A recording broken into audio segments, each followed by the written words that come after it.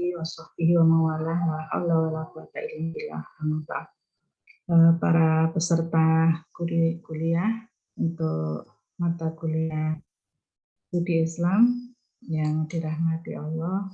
Alhamdulillah siang ini kita dapat memulai ya perkuliahan kita yang sebenarnya saya sendiri tidak tahu, karena yang saya lihat itu di pengumuman pertama ada nama Prof. Roybin yang biasanya juga bersama saya gitu. Ada satu kelas berdua atau kadang-kadang dua kelas itu juga kita sama-sama berdua. Nah, untuk kali ini nampaknya sendiri ya, sendiri-sendiri. Saya juga tidak tahu, mohon maaf. Saya mau tanya, Prof. Roybin sudah masuk 2 kali ya? Sudah masuk. Okay.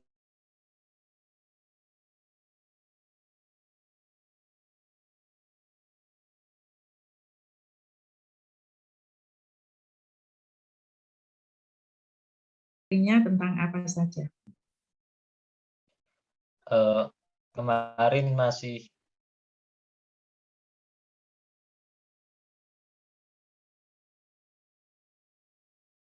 temuan kedua masih sekilas menjelaskan beberapa pendekatan studi Islam seperti antropologi, sosiologi seperti Ustadzah, tetapi belum dijelaskan secara lengkap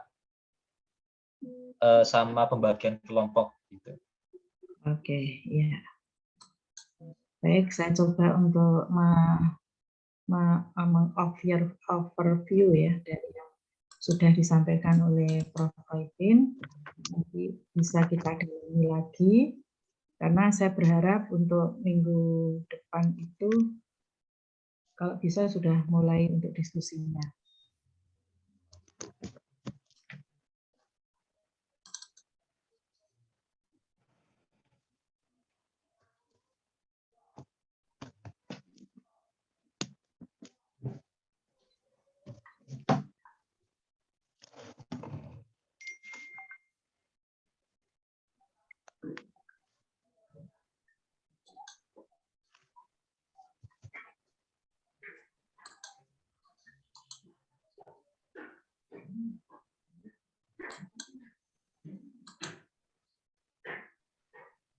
Ya, saya tidak bisa tidak bisa share screen ya, soalnya saya bukan tidak dijadikan host. Sudah diaktif.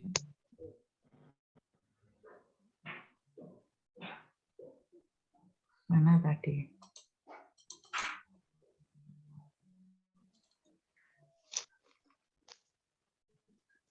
Sudah bisa dilihat?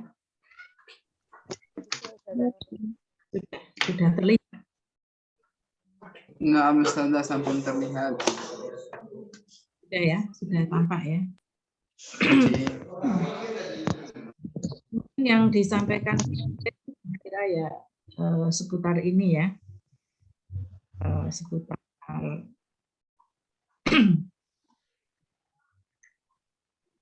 mengapa harus ada pendekatan studi Islam, cara pandang problem pendekatan dan solusinya, urgensi studi Islam.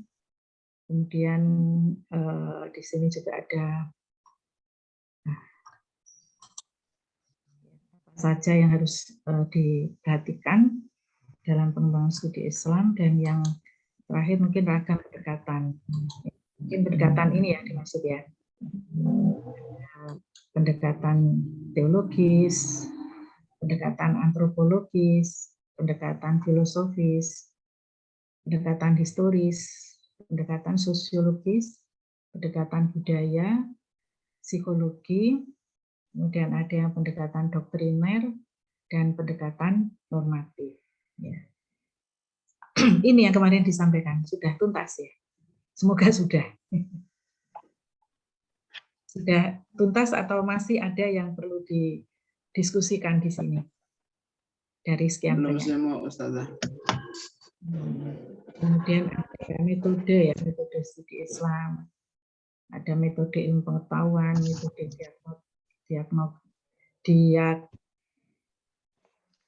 diakronis, ya, kemudian ada pendekatan sinkronis analitis, kemudian ada pendekatan problem solving dan pendekatan empiris, pendekatan deduktif dan induktif. Dan saya juga akan menambahkan untuk pendekatan interdisipliner. Ya, pendekatan interdisipliner. Baik, saya kepingin kemauan dari kelas ini apa? Sebelum melangkah jauh dari yang sudah disampaikan oleh Prof. Roybin, apakah Prof. Roybin juga menggunakan PowerPoint menjelaskannya? Ustazah, maaf Ustazah, ini share screen-nya apa stuck ya Ustazah? Di new folder, new volume. Oh, jadi masih belum, coba saya tutup dulu ya. Saya tutup dulu. Kemudian ini saya buka, baru saya share screen. Sebentar.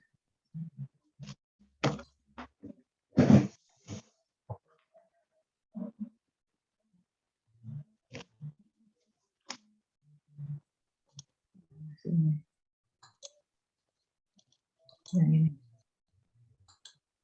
Sudah nampak? Nah, Ustaz sampun nampak. Bisa bergerak? Bisa Ustazah. Bisa. Pertanyaan saya adalah, apakah Prof. Roybin kemarin menjelaskan menggunakan PowerPoint untuk ngomong doang?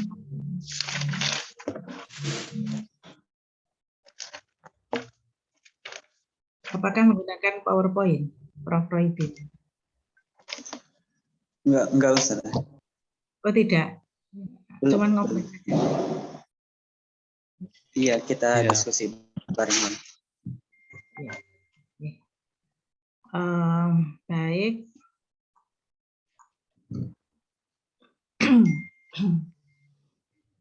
Mungkin kita mulainya dari sini ya, untuk overview aja, supaya nanti nyambung. Jadi dari sekian pendekatan yang ada,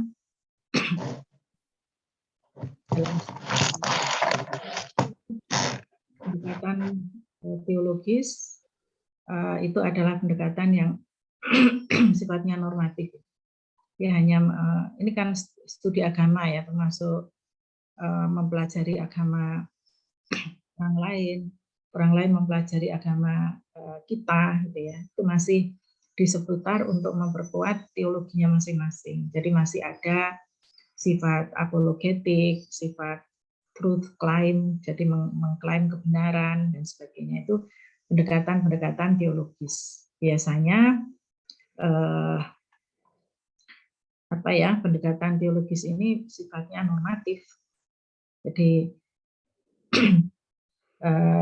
lebih banyak bagaimana kita menonjolkan ya Islam itu sebagai yang ya'lu wa la yu'la alaih, yaitu memang benar ya. Tetapi ketika kita mempelajari itu dalam rangka untuk memperkuat akidah kita, memperkuat teologi kita. Sedangkan pendekatan antropologis ini adalah pendekatan di mana mengurai bahwa agama itu dengan manusia itu sesuatu yang seperti dua sisi mata uang, punya perjalanan yang sangat panjang dan itu bisa ditelusuri. Misalnya Islam itu lahir tidak dalam ruang kosong. Ya, ada sejarahnya, ada dinamika di mana ada ruang waktu yang sangat jauh ke sana berkaitan dengan persoalan manusia itu sendiri, persoalan dengan kebudayaan yang diciptakan oleh manusia, dan kemudian Islam hadir ya, sebagai agama penyempurna dari agama-agama terdahulu. Sehingga pendekatan-pendekatan antropologi ini juga untuk mengurai bagaimana posisi agama Islam dikaitkan dengan agama-agama terdahulu. Kemudian kalau itu adalah untuk mengkaji persoalan-persoalan atau isu-isu yang berkaitan dengan studi keislaman, maka pendekatan ini biasanya adalah mengurai lorong ruang dan waktu ke belakang berikut dinamika dari aspek kesejarahan dan aspek kemanusiaan. Kemudian pendekatan filosofi, ya tentu saja ini adalah pendekatan dengan menggunakan cara berpikir secara sistematis, radikal, dan universal. Jadi bagaimana filsafat itu berusaha untuk menjawab dan memecahkan masalah-masalah, terutama adalah bagaimana agama itu dipraktekkan, agama itu dipelajari, agama itu, semuanya itu adalah menggunakan metode analisis spekulatif. Ya. Kemudian pendekatan ini adalah menguak di balik kita mempelajari Islam itu sendiri, dan kemudian semua ajaran Islam itu adalah mengandung filosofi yang sangat dalam, ya semuanya, gitu ya. Mengapa kita sholat, mengapa kita zakat, mengapa kita berbuat baik, mengapa kita menghargai agama lain, mengapa kita juga harus menghargai perbedaan dan seterusnya, ya. Mengapa kita harus menjalankan agama kita dengan berbagai macam norma-norma nilai yang terkandung di dalamnya. Pendekatan filosofis akan menemukan hikmah-hikmah, menemukan kalau di dalam hukum itu kemudian ada maqasid syariah, gitu ya. Jadi di sini orang akan menjadi lebih bijak dalam melihat berbagai dinamika masyarakat Muslim, pemikiran-pemikiran, ya, yang berkembang sesuai dengan perubahan zaman, sesuai dengan kemajuan ilmu pengetahuan dan teknologi. Nah ini, jadi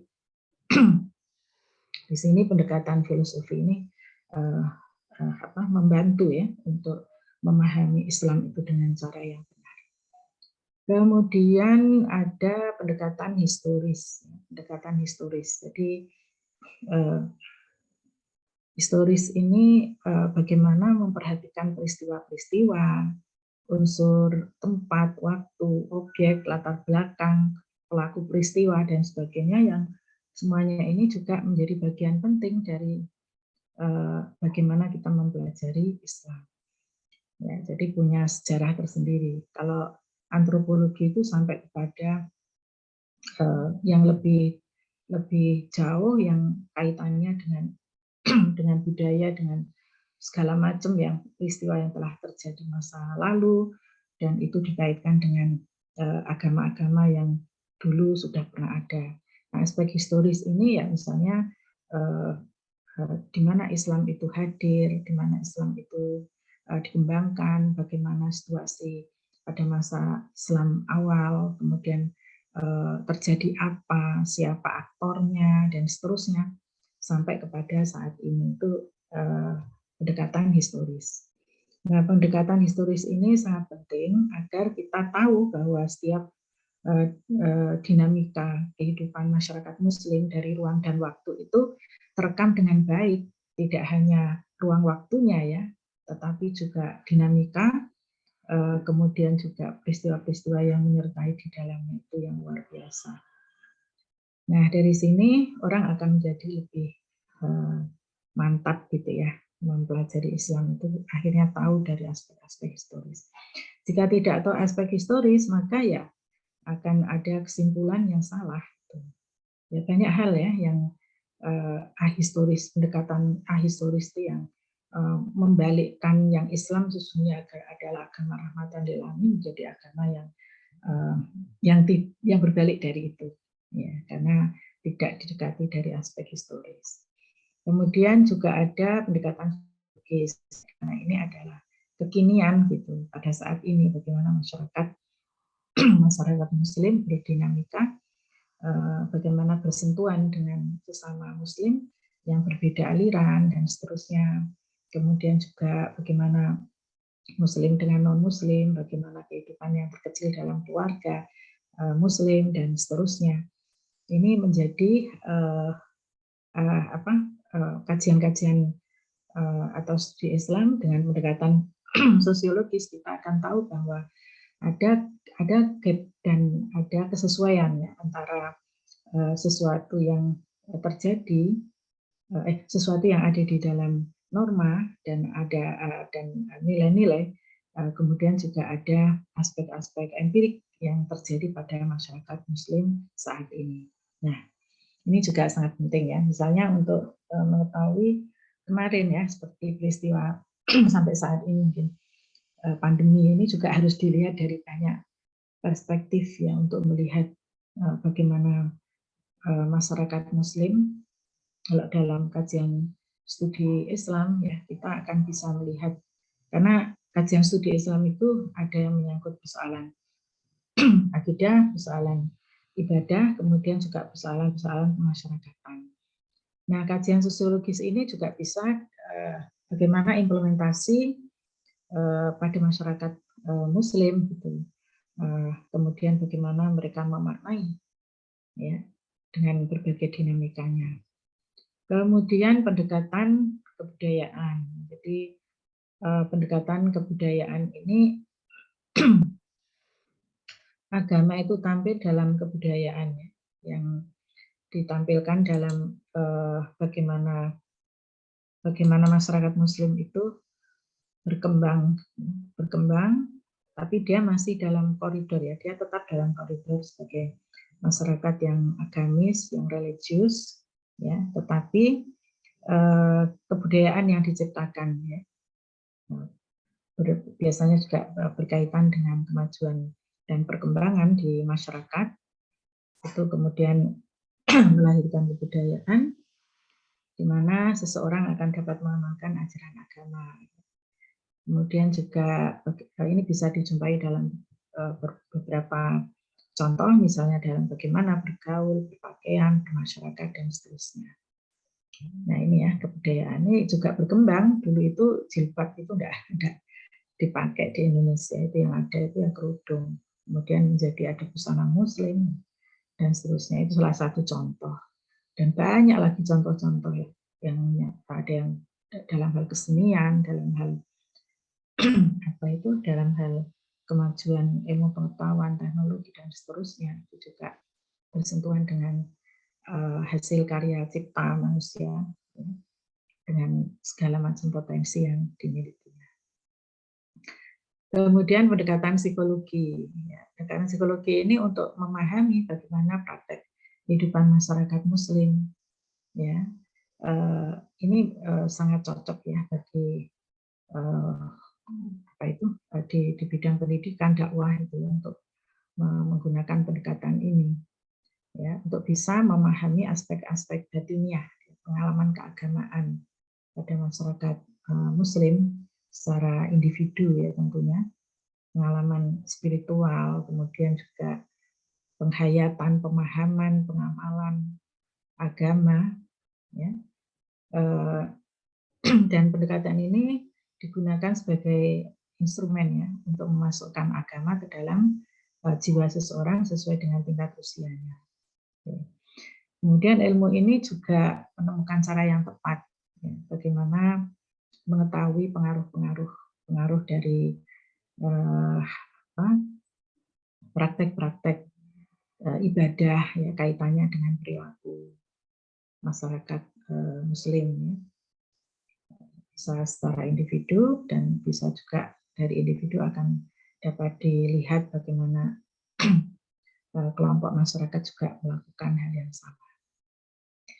Nah, kalau pendekatan doktriner ini ya sifatnya adalah pendekatan konvensional ya. Jadi pendekatan studi agama yang objek studinya itu sebagai doktrin-doktrin ilahi yang mempunyai nilai kebenaran absolut, mutlak, dan universal. Ini yang sifatnya doktrin.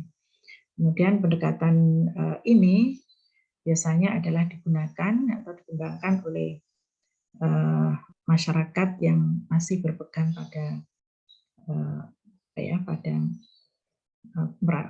merujuk pada masa salaf ya.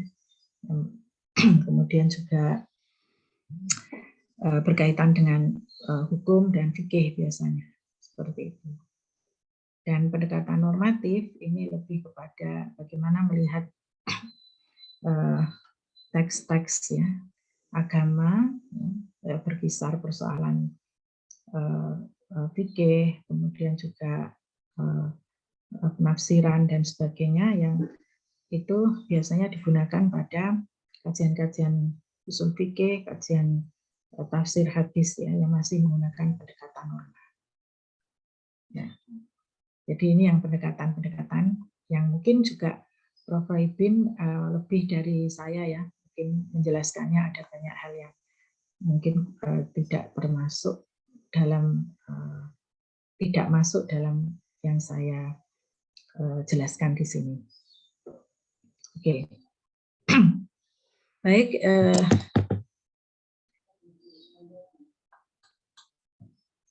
Ini untuk pengantar saja. Silakan. Nantinya saya akan menjelaskan tentang yang pendekatan interdisipliner sudah dijelaskan Pak Bro dengan Prof. Ibin. Pendekatan interdisipliner dalam studi Islam. Sudah apa belum? Kok diam saja? Kayaknya belum saja, belum. Belum. Oke, yang ini tadi sudah ya, sudah clear, tidak ada yang perlu dipertanyakan lagi. Iya, Ustazah. Oke, ini hanya untuk pemanasan aja. Baik, saya akan beralih ke interdisipliner. Pendekatan interdisipliner. Saya share screen-nya dulu. Ini hanya sedikit ya. Ya, beberapa slide aja yang akan kita lihat. Ya, jadi pendekatan studi Islam kalau yang ada di Indonesia dengan model interdisipliner. Ini sebenarnya juga sudah sudah menjadi meramu ya dari berbagai pendekatan tadi itu. Ya, kemudian dikaitkan satu sama lain dari bidang-bidang studi keislaman dan juga bersentuhan dengan bidang-bidang studi yang lain sebagai instrumen untuk memperkuat penjelasan dan juga menggali lebih dalam tentang pemaknaan dan sebagainya ya dalam studi Islam. Kalau di Indonesia ya setidaknya ada 3 ini ya yang lahir dari perguruan tinggi Islam. Yang di sini ini adalah roda pedati. Jadi kita perhatikan di sini ada porosnya dan di sini juga menyambungkan, tetapi di frame ya, di frame di sini yang semuanya ini adalah dalam konteks studi Islaman. Di sini ada pohon keilmuan, ya ada akar, ada batang, ada cabang, kemudian ada ranting dan ada daun, buah, bunga, buah dan seterusnya. Nah, yang di sini ini dengan model jaring laba-laba, ya dengan jaring laba-laba ini ada ring-ring ya paling dalam, kemudian ada ring yang kuning ini, kemudian ada biru, kemudian ada pink. Ya. Mari kita lihat satu persatu. Nah, penggagas perguruan tinggi Islam yang pertama adalah UIN Sunan Gunung Jati, Bandung.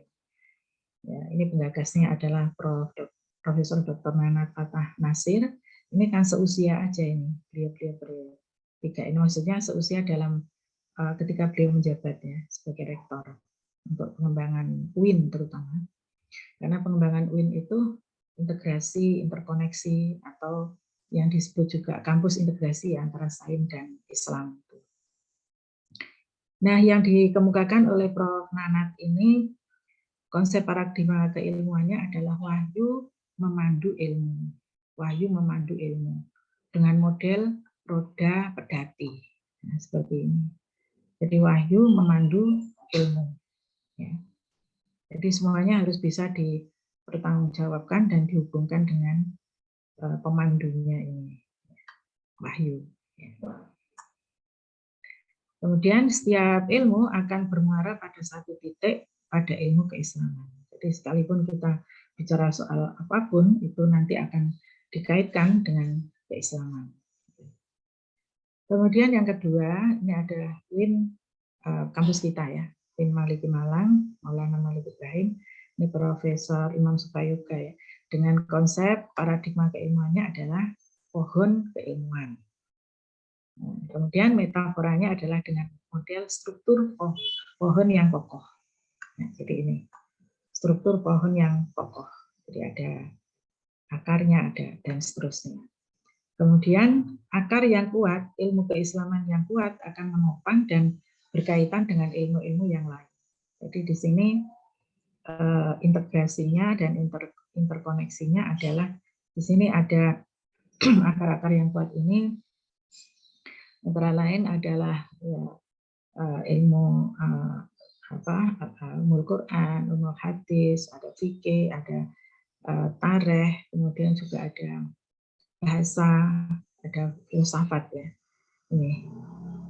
Kemudian dari sini yang kuat ini, akar yang kuat ini nanti akan dibangun di atasnya. Ini ilmu-ilmu yang beragam ya, termasuk juga ilmu-ilmu yang kita sebut ilmu umum dulunya ya. Sebenarnya ilmu itu tidak ada umum, tidak ada agama. Semuanya ilmu adalah sama. Tapi orang sering mendikotomi. Jadi di sini nanti ada astronomi, ada sains dan ada matematika, ada biologi, ada kimia, ada kedokteran, ada psikologi dan seterusnya. Ini berkembang terus ya yang ada di sini. Tetapi perkembangan dan pengembangan yang ada di sini itu tidak akan lepas dari akar yang kokoh yang ada di sini. Oke, ini model yang dikemukakan oleh Prof. Imam Suprayoga. Sedangkan yang ketiga itu adalah UIN Sunan Kalijaga di Jakarta ya, Prof. Amin Abdullah. Jadi beliau dengan model konsep paradigma keilmuannya adalah integrasi, interkoneksi. Metaforanya menggunakan model jaring laba-laba, di mana dasar filosofinya adalah ilmu itu tidak bisa berdiri sendiri, masing-masing saling berkontribusi. Kita lihat, sayangnya ini kecil ya. Jadi Al-Quran dan As-Sunnah ini adalah sumber ilmu pengetahuan. Sistem ada keyakinan, ada ritus, ada sistem etika dan akhlak karimah ini. Ini melahirkan ilmu-ilmu yang paling dekat adalah ilmu yang disebut dengan ilmu agama, ilmu keislaman yang paling dekat ya. Misalnya ada tafsir, hadis, fikih, sejarah ya, tarikh, lughah, kemudian ada tasawuf. Ya. Nah di sini ini ilmu yang paling dekat dengan nas. Kemudian ada lagi ilmu yang menyertai ya, menyertai ini ada sosiologi, ada antropologi, ada filologi, ada etik, ada fenomenologi, ada dan lain sebagainya yang ada di sini karena tidak bisa terbaca. Dan ada lagi yang ini adalah fenomena berkembang di sini adalah modernisasi ya dalam Islam itu. Sedangkan yang di sini adalah kosmo dan era-era sekarang ya kontemporer. Bahkan mungkin juga akan berkembang terus di sini. Nah, misalnya tentang isu lingkungan, tentang HAM, kemudian tentang pluralisme, ya, kemudian juga isu gender dan tidak terbaca di sini nanti silahkan bisa dibaca di tempat lain ya, di browsing aja di internet. Nah itu adalah tiga model ya yang berkembang yang pernah ditawarkan gitu lah, ditawarkan oleh 3 perguruan tinggi Islam di Indonesia. Nah kemudian jadi untuk dikotomi sains dan agama itu memang sudah saatnya untuk kita bongkar ya, karena agama sains itu sebenarnya juga saling berkaitan dan kalau disendirikan ini akan menjadi bahaya, menjadi sekuler. Oke, kemudian kita juga sering ya mendengarkan dan sering juga menulis mungkin 3 pola hubungan antara epistemologi bayani, irfani, burhani, Yang satu model paralel, yang satu model linier, yang satunya lagi model sirkuler. Ya, ini yang ada. Dan ini semuanya juga ternyata masih belum bisa menyelesaikan problem-problem umat yang pada saat ini memang lebih sudah sangat kompleks, ya. Sehingga diperlukan tidak hanya sirkuler tetapi juga integrasi, terkoneksi.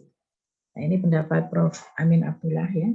Dia mengatakan bahwa konsep integrasi interkoneksi yang merupakan upaya untuk menghindari pandangan dikotomi dari ilmu dan agama sehingga ada dialogisasi, komunikasi, sinergitas, dan hubungan saling membantu. Nah, jadi pendekatan komprehensif terhadap studi agama sebagai wilayah yang terbuka dan interdisipliner yang tampak pada Islam sebagai agama yang hidup atau living religion. Ini pandangan dari pernyataan dari Prof. Amin Abdullah. Demikian juga Prof. Imam Suprayogo sering disampaikan, ya, bahwa untuk menciptakan kampus yang melahirkan intelektual, yang ulama-ulama intelektual, ya kayak gitu ya. Kemudian dikaitkan dengan visi misi UIN yang sampai sekarang itu kampus ulul albab dan sebagainya. Di situ juga tidak mengkotak-kotak, ya. Fakultasnya boleh, ya, tetapi isi dari fakultas itu sudah tidak bisa lagi. Apalagi sekarang ada Merdeka Belajar Kampus Merdeka. Itu pendekatan-pendekatan interdisipliner itu luar biasa. Dan itu memang pada saat ini ya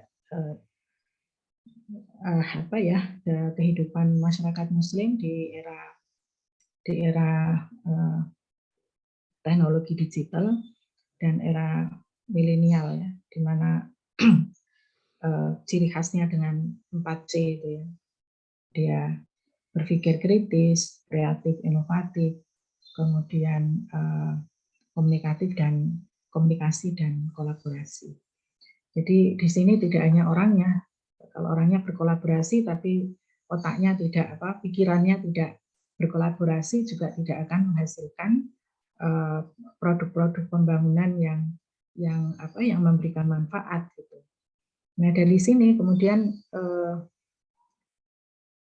dibukalah ruang yang seluas-luasnya di mana ada pertemuan-pertemuan tradisi intelektual yang cukup kental, ya, pada saat ini, sehingga menjadi klaster tersendiri, ya, klaster interdisipliner itu ada dibiayai oleh Kementerian Agama untuk dosen-dosen itu.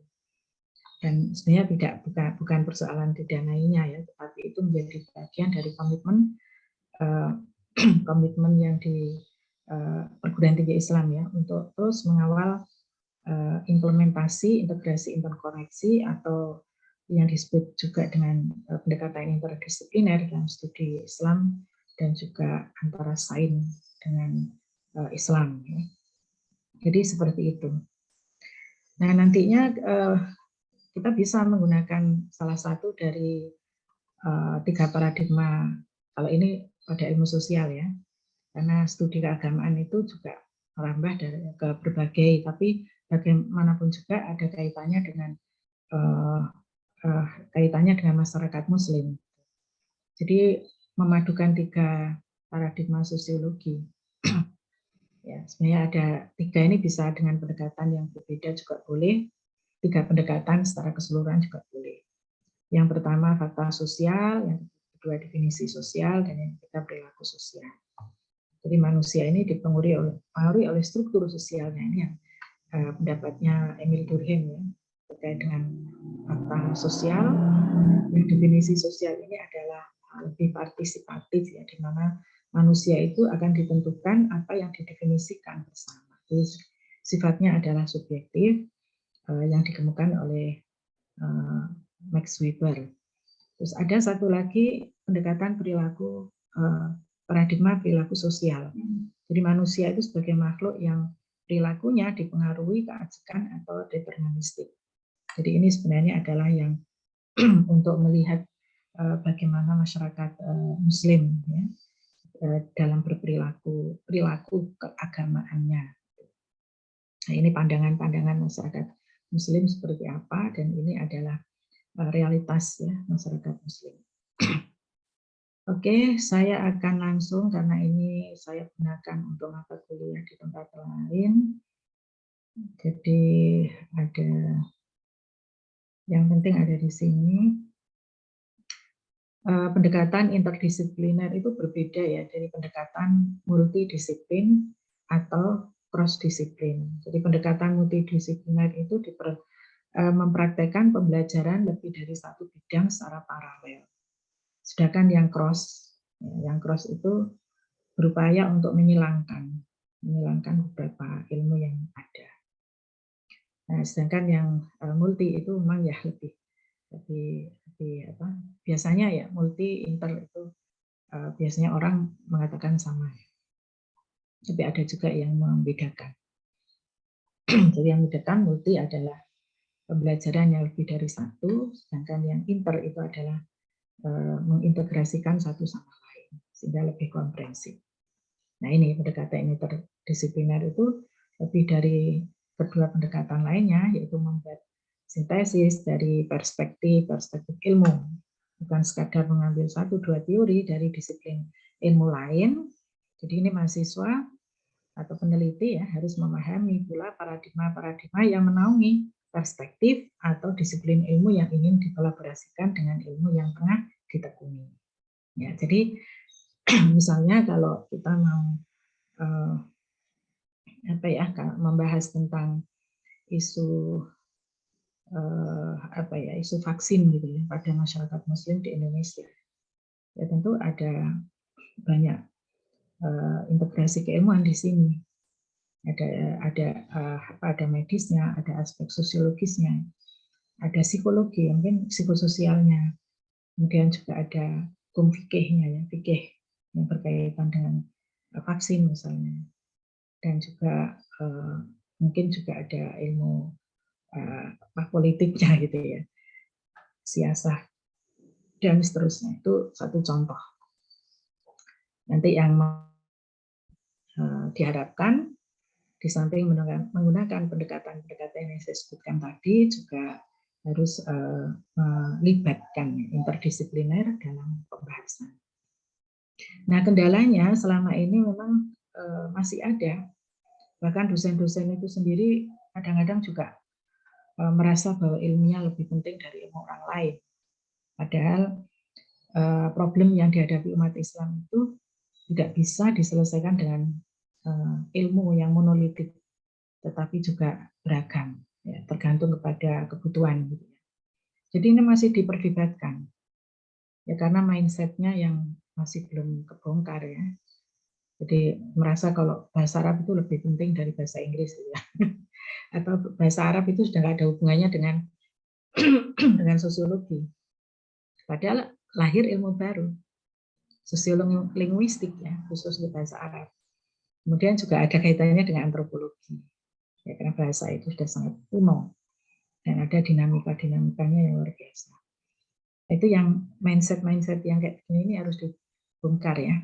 Kemudian SDM yang tersedia. Jadi pengalaman di awal-awal UIN itu ya, itu kan banyak dosen yang masuk itu dengan bidang keilmuan yang tidak pernah bersentuhan dengan ilmu keislaman.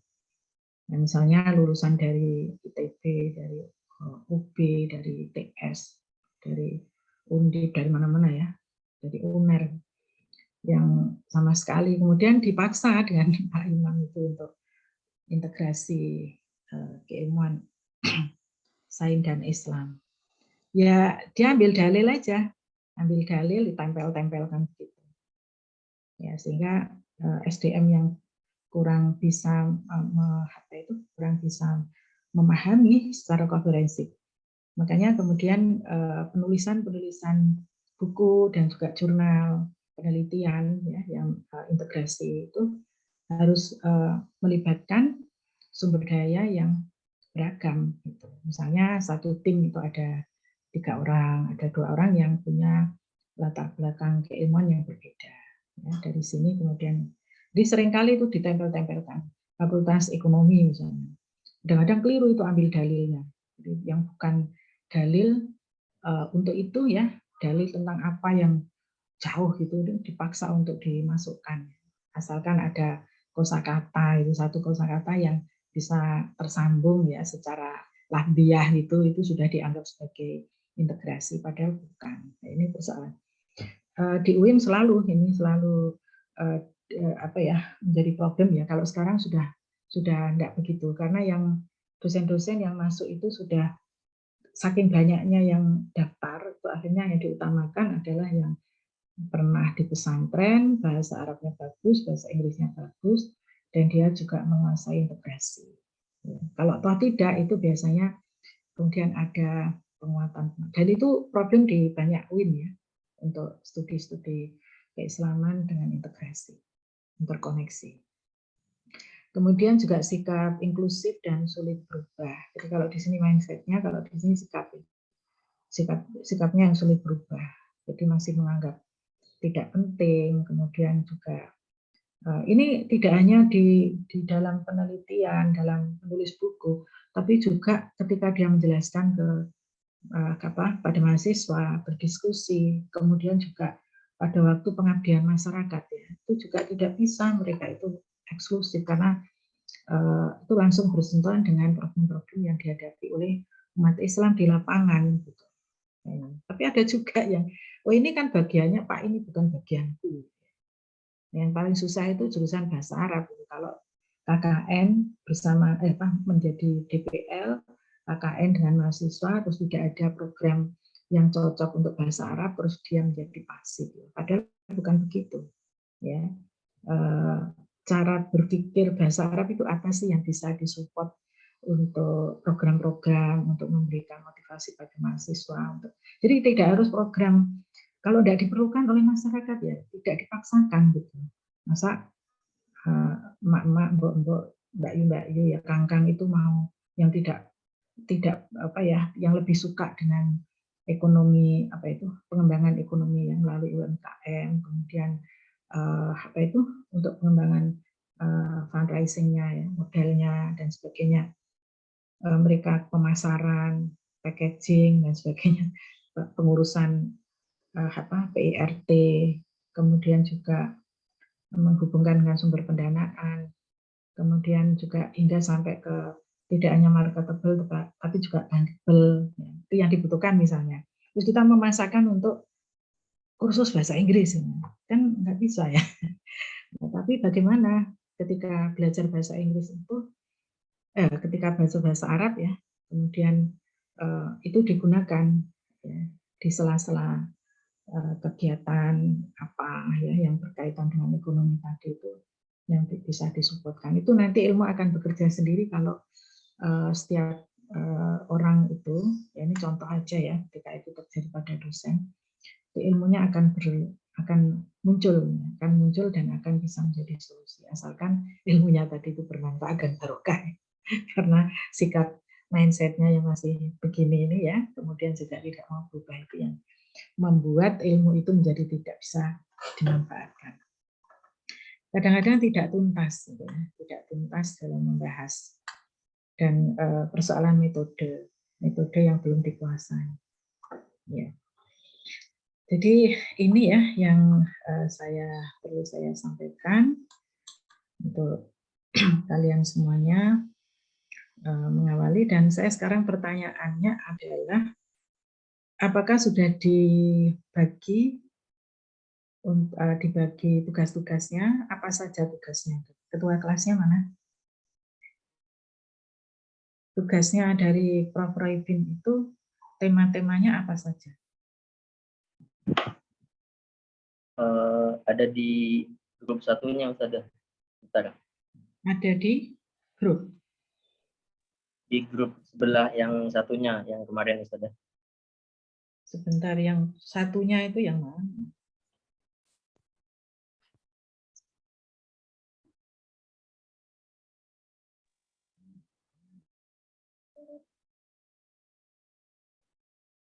Ya.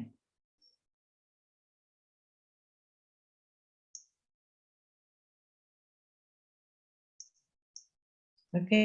Eh, Yang satunya yang mana ya? Saya kan di share-nya yang satu. oh iya, Ustazah, untuk tugas yang sebelumnya yang dibagi sama Prof. Roypin itu apa namanya? Merepresentasikan berbagai fenomena-fenomena keagamaan masyarakat di Indonesia yang menggunakan suatu pendekatan. Misalnya dalam kelompok 1 itu menggunakan pendekatan filologis, yaitu berupa fenomena konstruksi wahyu perspektif Muhammad Syahrur. Untuk kelompok selanjutnya itu pendekatan sosiologis dengan fenomena pembagian waris dalam Islam, tarik-menarik antar dua kubu pemikiran normatif dan sosiologis. Ya. Untuk kelompok selanjutnya menggunakan pendekatan antropologis dengan fenomena Islam Sasak, yaitu waktu telu versus waktu 5. Kelompok 4 pendekatan filosofis dengan fenomena pola relasi dan integrasi antara agama, filsafat, dan sains. Terus kelompok 5 pendekatan fenomenologis dengan fenomena makna tradisi berkah Maulidan dalam ritual Islam lokal kejawen antara ajaran dan adat istiadat. Yang terakhir, kelompok 6 menggunakan pendekatan feminis dengan fenomena wanita di tengah arus kemodernan dalam perspektif feminis Sakiko Murata. Begitu, Ustaz. Oke. Itu atas inisiatif kalian sendiri atau itu dipilihkan tema itu? Prof. Roypin kemarin memberikan berbagai tema-tema dari berbagai pendekatan studi Islam, lalu kemudian kita memilih dari berbagai pendekatan itu dari berbagai fenomena gitu, Ustaz. Jadi satu pendekatan ada berbagai fenomena, nanti dari kelompok kita memilih begitu, mana yang paling cocok bagi mahasiswa. Ya. Apakah begini ya, kalau itu nanti tugasnya kelompok, berarti masih ada lagi tugas individu. Kalau di kelas sebelah itu saya lebih senang tugas itu individu aja, tapi nanti presentasinya itu jadi UTS. Nah, outcome-nya ya dari tulisan itu yang dalam bentuk semacam artikel ya, semacam artikel itu nanti yang dijadikan sebagai UAS. Jadi nanti tidak kerja 2 kali. Ya, itu yang kelas sebelah seperti itu.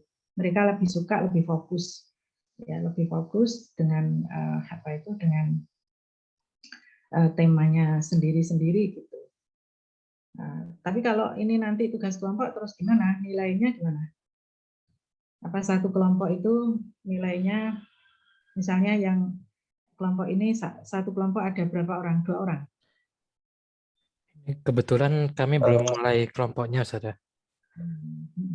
Belum Kalau mulai. di kelas 11 saya bebaskan untuk mengambil tema sendiri-sendiri, tapi saya kasih rambu-rambunya begini. Yang pertama itu adalah kajian-kajian literer, ya, kajian-kajian literer dengan tema-tema tema-tema yang dia pilih ya. Kemudian yang kedua itu ada kajian, kemarin ada sebentar ya, sudah saya ini kan.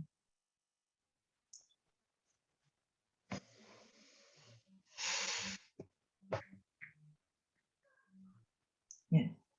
Kemarin itu yang pertama ya, studi tokoh, ya, studi tokoh. Jadi studi tokoh dan pemikirannya, nanti analisis dari pemikiran itu kita bisa menambahkan dengan perspektif yang sesuai, gitu ya. Misalnya kalau Sahrur itu biasanya ya dia pendekatannya adalah hermeneutik, filsafat ya pendekatannya. Kemudian kalau studi tokohnya misalnya Amin Abdullah, maka dia atau siapa itu misalnya pendekatan Amin Abdullah, saya ini aja ya, contoh aja ya. Maka dia integrasi interkoneksi. Gitu. Kemudian kalau kalau misalnya feminis gitu ya, Qasim Amin gitu. Maka pendekatannya ya pendekatan sosiologis, kemudian pendekatan historis. Ya, misalnya kalau Amin Awadud itu dia lebih ke tekstual kontekstual, ya, sama dengan Fazlur Rahman gitu loh. Ya, Fazlur Rahman. Itu studi-studi tokoh. Yang kedua adalah isu-isu aktual. Jadi isu-isu aktual tapi masih menggunakan kajian-kajian literer. Ya, isu-isu aktual. Misalnya ya tentang bisa tentang kaitan kalau sekarang ini kan kaitannya dengan pandemi, kebencanaan, kemudian juga bisa di bidang-bidang ya yang berkaitan dengan bidang-bidang kehidupan lah ya, yang berkaitan dengan keislaman gitu. Bisa sains juga, sains dan keislaman isu-isu itu.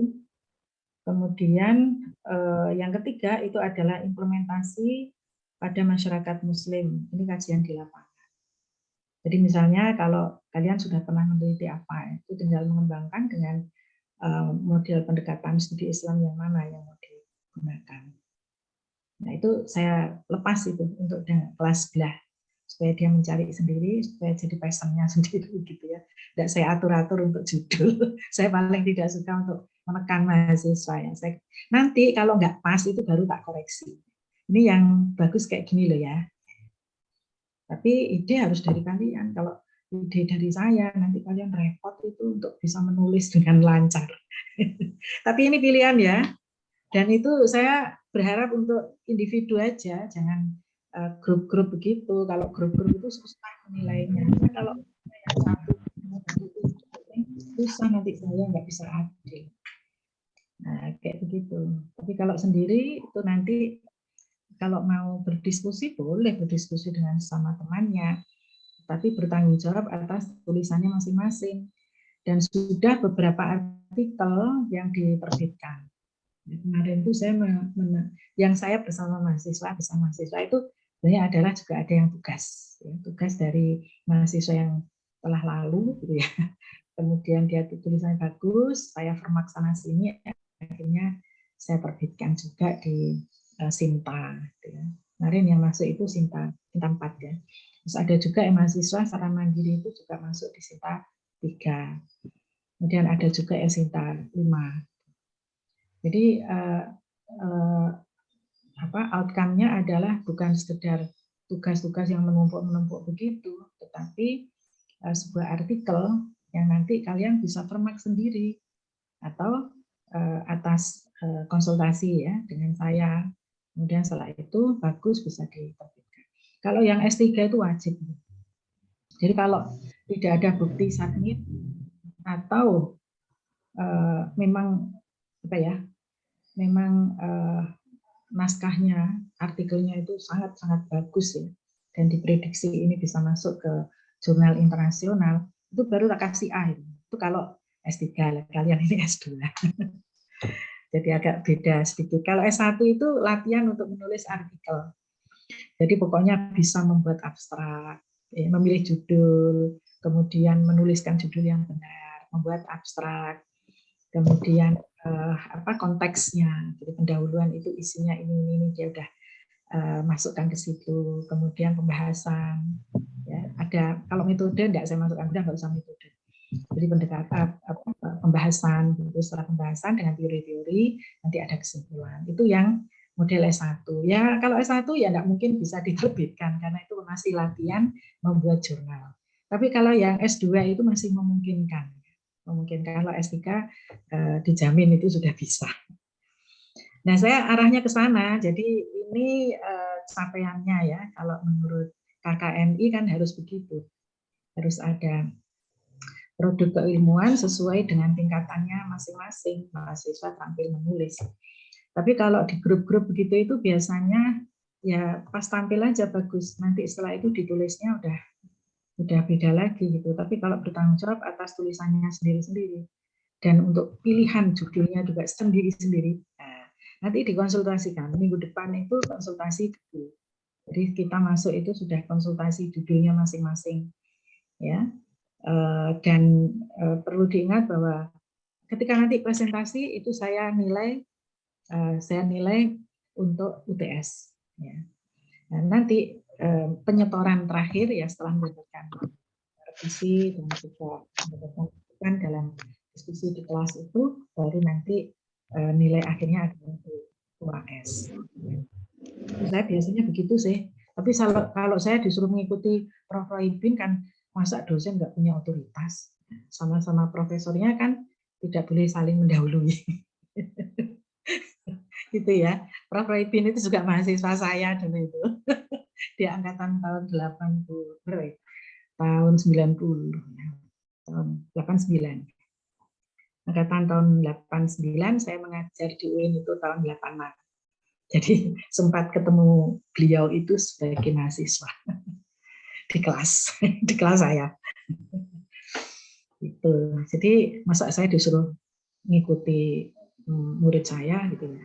Ya enggak apa-apa sih sebenarnya, tapi menurut saya lebih suka yang kayak begini. Gimana menurut sampean? Jadi nanti tugasnya satu aja, enggak usah banyak-banyak. Satu fokus dan nanti hasilnya itu jelas.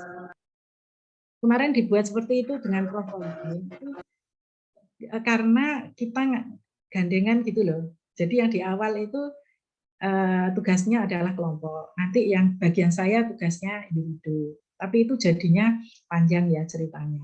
Tapi kalau dari awal itu sudah dibagi sendiri-sendiri individu, nanti akan menjadi lebih mudah. Jangan khawatir, nanti minggu depan masih ada misalnya judulnya kurang pas, pendekatannya, atau menggunakan teori-teori apa yang perlu dimasukkan, kemudian struktur penulisannya, ya, gaya selingkum yang biasanya digunakan untuk artikel jurnal itu seperti apa, kemudian pendekatan apa yang lebih pas, ya. Terus mungkin literatur-literatur yang perlu dibaca. Nah, itu nanti bisa dikonsultasikan di minggu depan.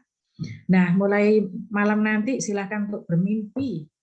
Boleh mimpi, boleh ngelamun, boleh ya, berkhayal boleh untuk menemukan judulnya masing-masing. Nah, gimana yang saya tawarkan ini? Setuju enggak?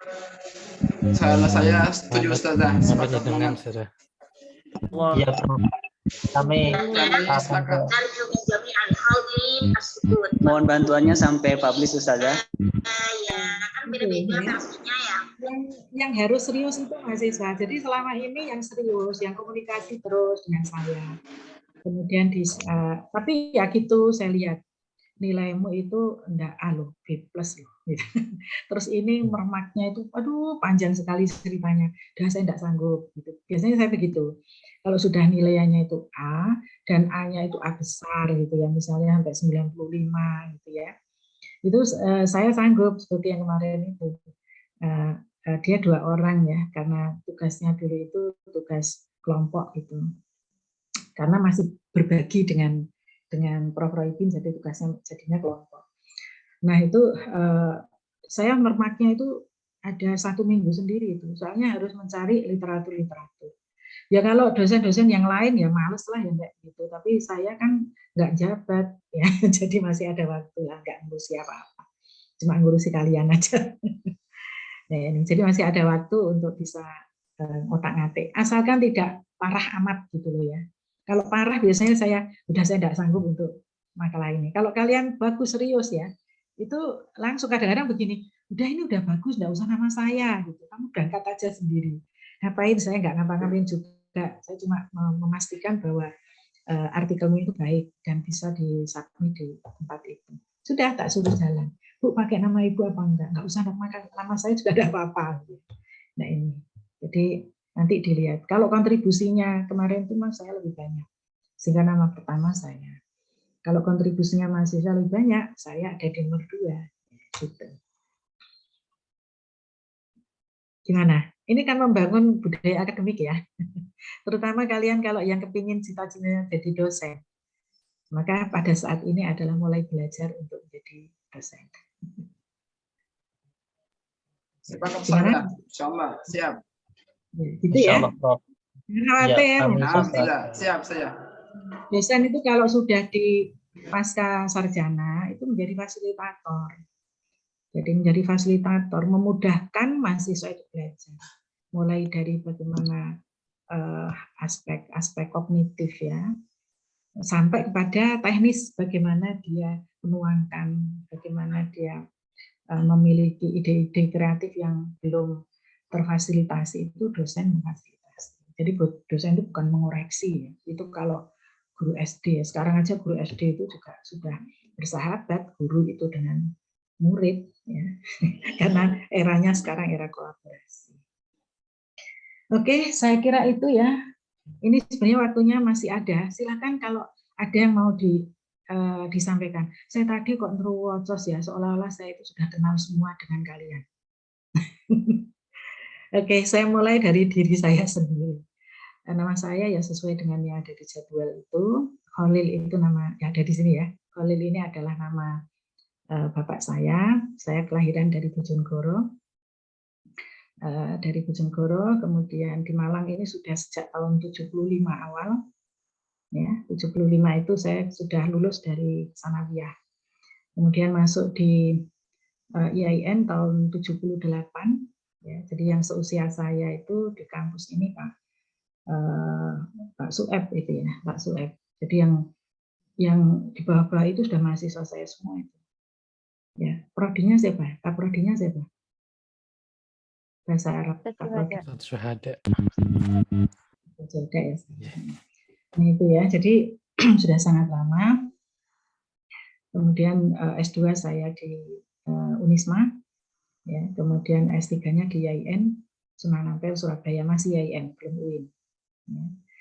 Kemudian saya mengajar tiap harinya itu di Fakultas Syariah, di Prodi Hukum Keluarga Islam, dan bidang keilmuan saya sampai menjadi guru besar itu adalah sosiologi hukum Islam. Jadi sosiologi hukum Islam khususnya adalah sosiologi hukum keluarga Islam, dan ada satu lagi bidang yang saya tekuni itu adalah gender dalam Islam. Gender dalam Islam, gender dalam pendidikan, ya kayak gitu-gitulah. Ya. Dan community development, jadi pengembangan masyarakat. Ya, karena saya juga banyak berkecimpung di LSM, di proyek-proyek begitu yang tidak terlalu banyak di kampus hebat-hebat kayak begitu enggak, tapi lebih banyak bekerja di luar ya. Pada waktu itu ada proyek, ada konsultan untuk menjadi fasilitator dan sebagainya. Nah itu pengalaman saya, sehingga saya memilih yang dulunya saya Fakultas Tarbiyah, saya memilih S2, S3-nya adalah Islamic Studies, tapi lebih fokusnya adalah di hukum, ya, di konsentrasi di hukum, khususnya hukum keluarga, dan mata kuliah saya yang dulunya adalah bangsa tafsir hadis, saya kemudian beralihlah ke hukum, ya. Hukum tapi sosiologi ya, bukan hukum yang murni, sosiologi. Nah itu anak saya 4, ya. Anak saya 4, cucu saya 4. Anak saya yang pertama itu usianya sudah 36 tahun. Anak saya yang pertama. Anak saya yang terakhir 26. Ya, 26 tahun. Cucu saya yang pertama sudah sanawiyah. Yang terakhir usia 1 tahun. Dan masih akan bertambah kemeriah lagi karena masih 2 orang yang belum punya keturunan. Ya, gitu. Jadi yang paling kecil pun mungkin seusia kalian ya. Ya, dia juga lagi menempuh S2 di UB. Jadi itu, dan saya tinggal di Jalan Simpang Neptunus 8, dekatnya Unisma. Jadi di apa itu di dekat perumahan UB yang tapi masuknya juga di perumahan UB itu Universitas Brawijaya dengan dosen B di situ dekatnya Unisma. Terus yang lain apa ya? Itu ya. Saya kira aktivitas saya ya itu lebih banyak di luar dari dulu itu memang pengalaman-pengalaman di luar itu banyak.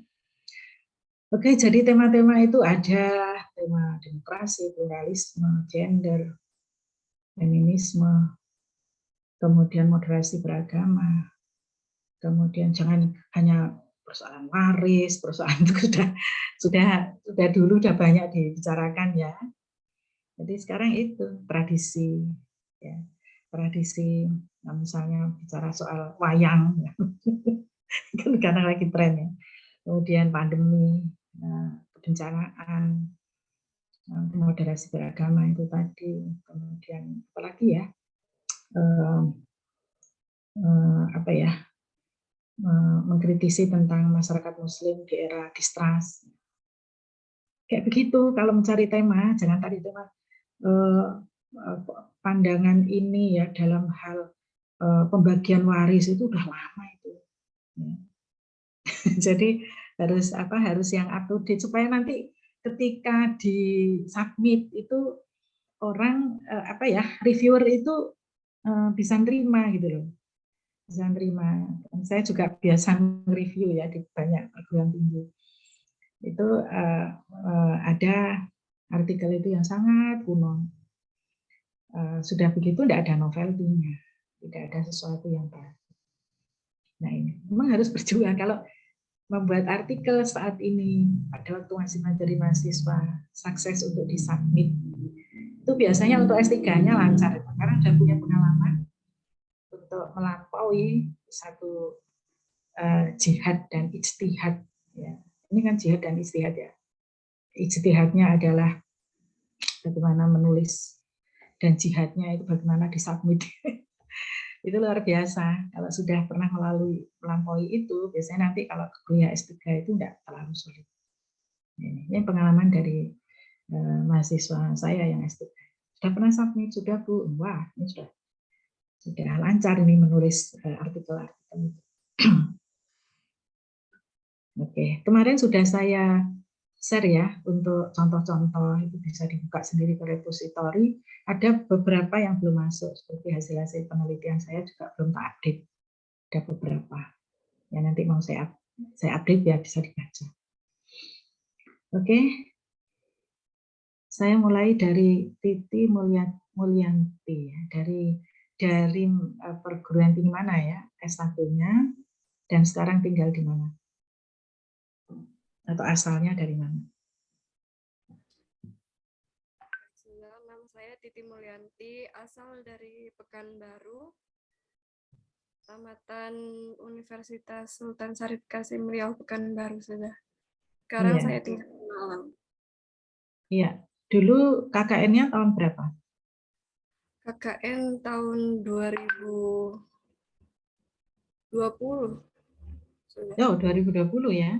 Saya dulu itu sering ke sana mulai dari tahun 2011, 12, 13 sampai 2019 ya. Saya terakhir itu mengusung KKN Pos Daya Masjid. Itu konsep yang dari UIN Malang saya sebar ke seluruh tanah air ya, termasuk di UIN Suska ya. Saya juga mengajar di sana, Mbak. Mengajar S3. S2 juga S3, tapi sekarang udah beda orang ya. Jadi sudah tidak diperlukan ilmu sosiologi, antropologi, psikologi. Jadi dari sana ya. Dulu fakultasnya apa? Tarbiyah dan keguruan sudah. Tarbiyah ya. Oke. Iya, tarbiyah. Iya, oke. Muhammad Al-Farabi dari mana? Perguruan tinggi mana? Saya dari Purbalingga, Jawa Tengah, Prof. Purbalingga ya. Nah, dari UIN juga, Prof. UIN Malang. Dari UIN Malang, dari bahasa Arab ya? Iya, Prof. Bahasa Arab. Lulusnya baru saja atau yang sudah lama? Lulus tahun 2020. Udah Hmm. berarti 1 tahun tidak, 1 tahun berhenti gitu. Oke. Ya. Naufal Fikri? Datang dari Pulau Kalimantan, Ustazah. Kalimantan mana? Kalimantan Barat. Oh, Pontianak ya. Oke, Saya Pontianak. pernah ke sana sampai ke Mempawah. Ada Oh iya. kesultanannya juga. Sultanan Mempawah. Sosiolog itu kalau kemana-mana mesti minta cerita penduduk setempat. Ceritanya ini apa? Gitu. Oke, dari bahasa Arab juga ya? Ya, bahasa Arab, Ustazah. YN. Ini Universitas Darussalam Ponorogo. Oh, dari Ngontor ya. Kemudian Fahrul Fajri. Terima kasih. Fahrul Fajri. Lulusan dari mana? Kalau lulusan dari UIN Malang, Ustazah. Terus aslinya dari mana? Asli dari Padang, Sumatera Barat. Ada pantai manis ya di sana. Namanya apa? Ya. Pantai manis ya? Pantai air manis. Pantai Ada air Malin Kundang. Jam Gadang. Oh, saya sudah sering ke sana. Ini Sering Ustazah sana. Iya. Saya dengan Bu Ulfatmi biasanya kalau di sana. Dengan Bu Ulfatmi. Bahasa Inggris bisa. Gimana? Bahasa Inggris bukan dosen di Unmer. Oh, bukan ya? Bukan, Ibu Ulfatmi itu kan ketua LP2M. Beliaunya itu fakultasnya syariah. Ya, oke. Asbarin. Dari mana, Mas? Ya, saya dari Ambon, alumni UIN Malang juga, Fakultas Humaniora, jurusan Fasilitas angkatan 16, lulus tahun 2020. Gimana? Angkatan 16, 2016. Tapi tidak ikut KKN-nya, tidak ikut posdaya masjid. Sudah apa? KKN-nya sudah tidak posdaya masjid ya? Iya, benar. Iya, sudah tidak posdaya masjid. Fadilah Al-Azmi. Tamatan UIN Sultan Syarif Qasim. Ya, bahasa Arab juga ya? BBM. Berarti mahasiswanya Pak Promadi ya? Ya, Zan. Promadi itu sahabat saya. Kalau saya ke sana mesti di yang jemput, yang itu Pak Promadi dengan istrinya itu. Nur Diana.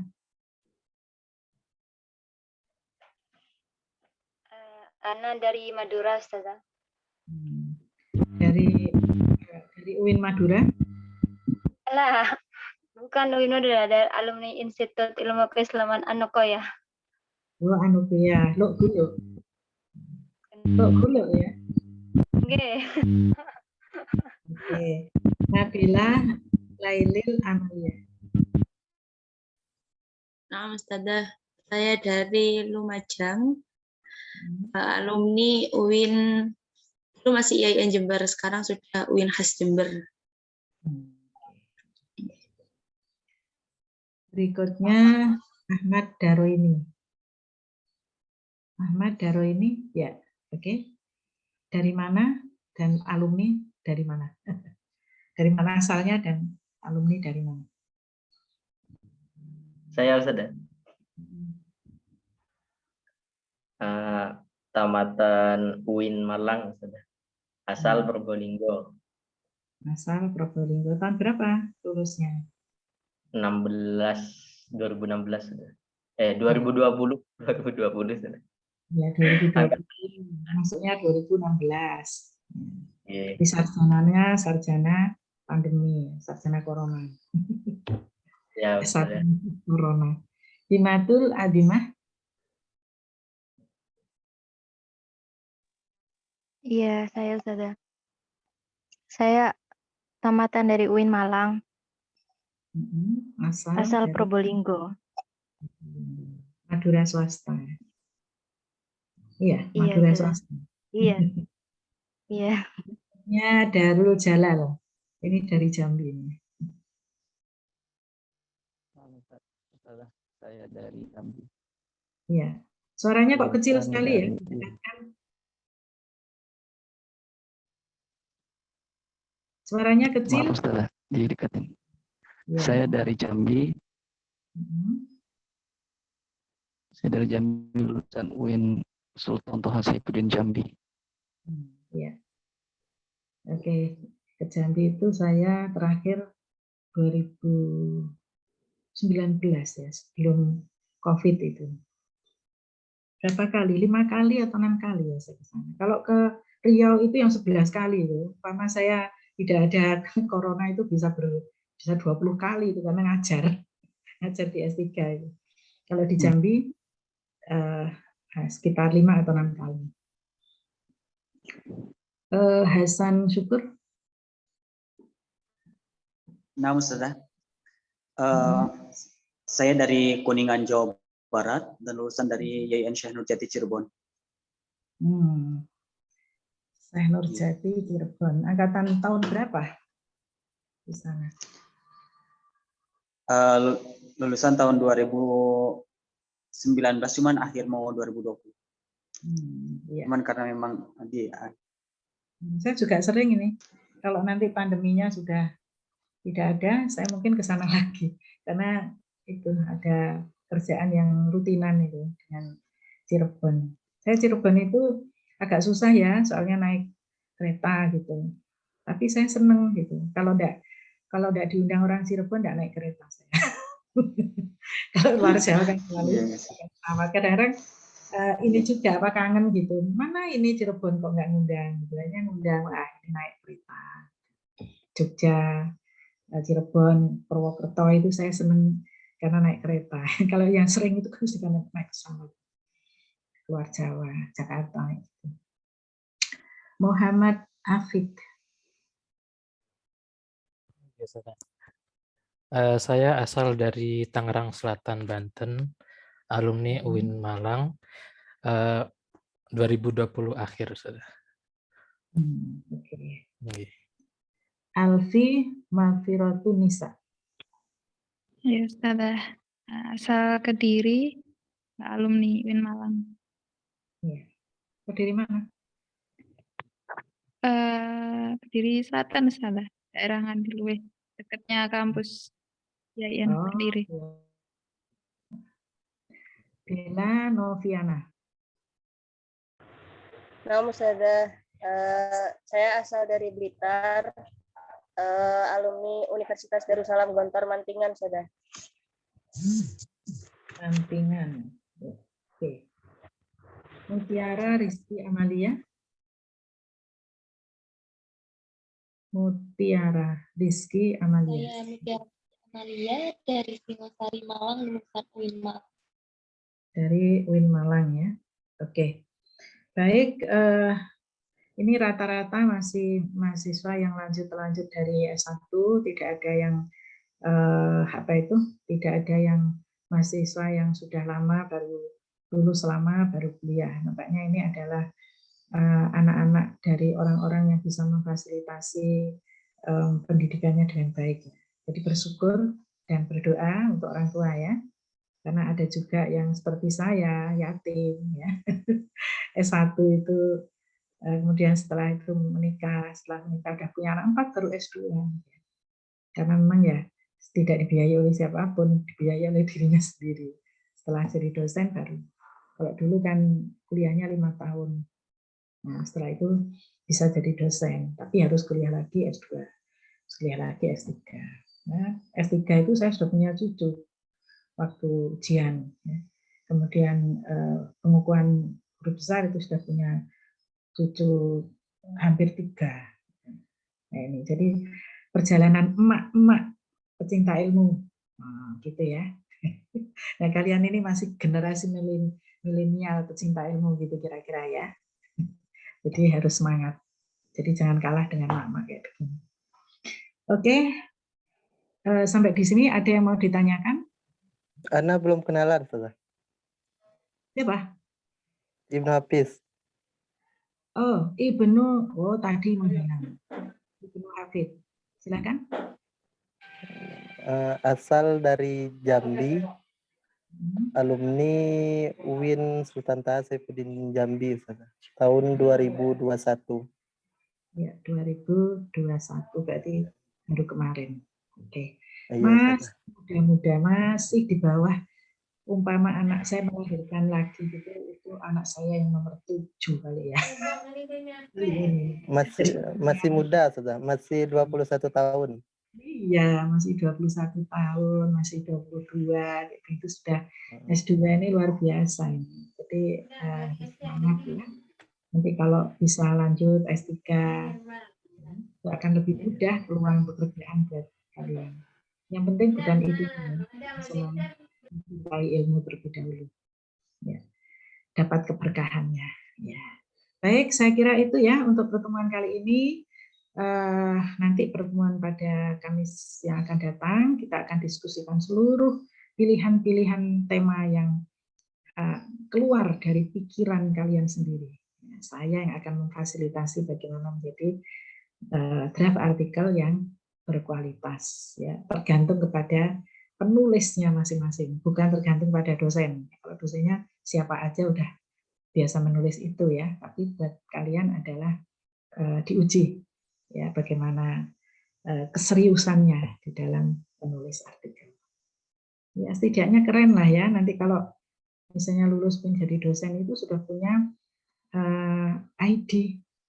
Ya, kalau enggak punya ID Scopus sih enggak masalah ya, yang penting punya ID Sinta, itu udah keren itu.